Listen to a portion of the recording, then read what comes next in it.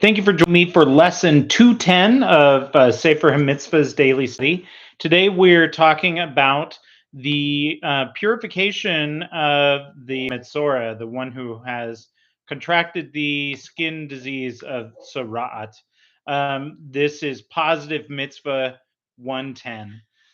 So we're commanded that the purification process for tzaraat, whether which is commonly called leprosy, but we talked yesterday about how that's not the same thing as today's leprosy. Whether the sort that afflicts humans or the sort that afflicts houses should be taken through the procedure that's detailed in the Torah.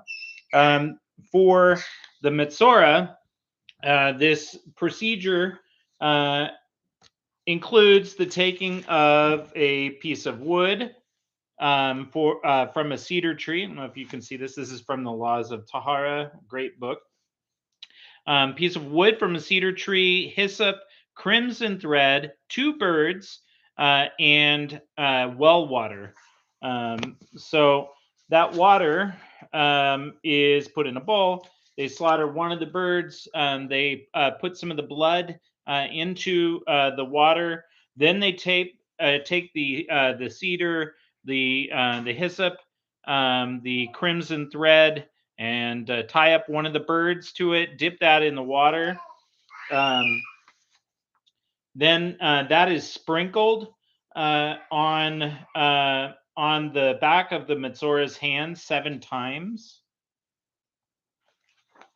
And then the bird is sent away.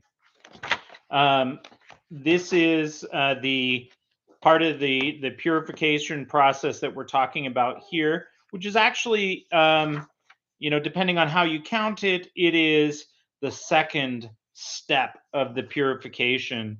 The first step is really going to a Kohen. The Torah says you have to go to a Kohen to show him your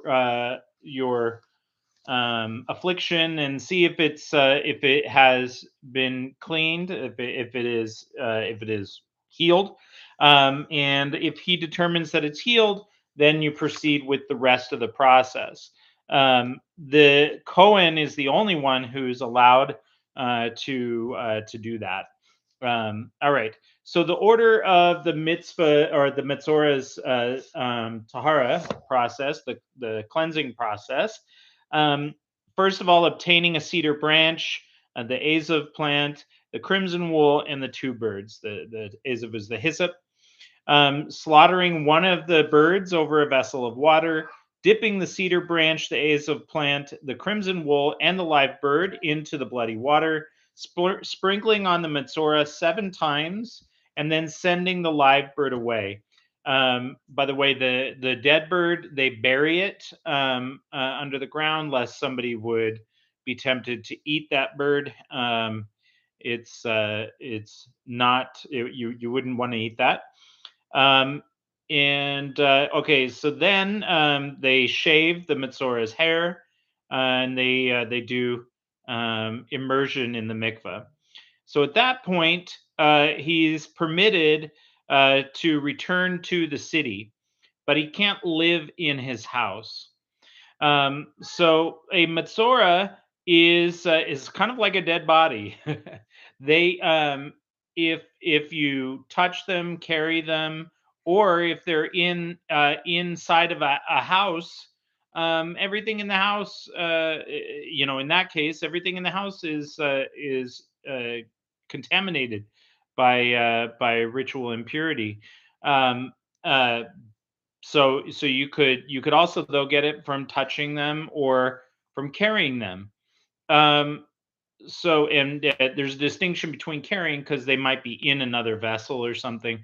But if their weight, even if you're not touching them, the weight is on you, then that is going to transfer the impurity to you. So once they've gone through these first steps, they are now able to enter the city. However, they're not able to enter their house.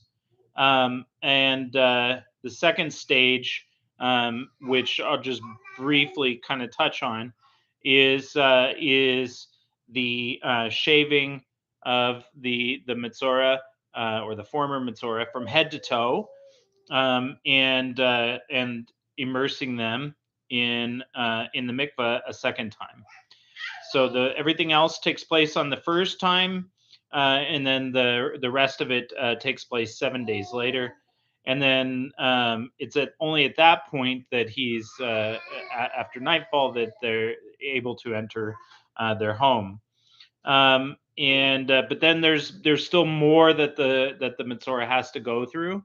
But you can, I'm sure, see that there are a lot of similarities here to the process that we when we deal with the corpse impurity, and even the purification process has a lot of the same ingredients.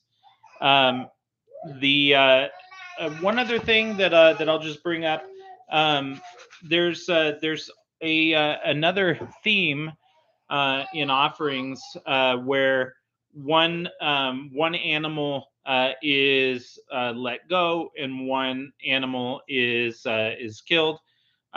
We see this also in the Yom Kippur goats, where one is let free, ultimately pushed off a cliff so that it doesn't return, and one of them is killed at the altar. So the there's also some sort of relationship there, or similarity between the offerings. So very interesting, very mysterious, more decrees from Hashem that we don't know all the reasons exactly why it is, but that is what Hashem has commanded, and so therefore that's what's done. All right, thank you so much for joining me. We're right up against Shabbos, so good Shabbos, and have a good night. Bye bye.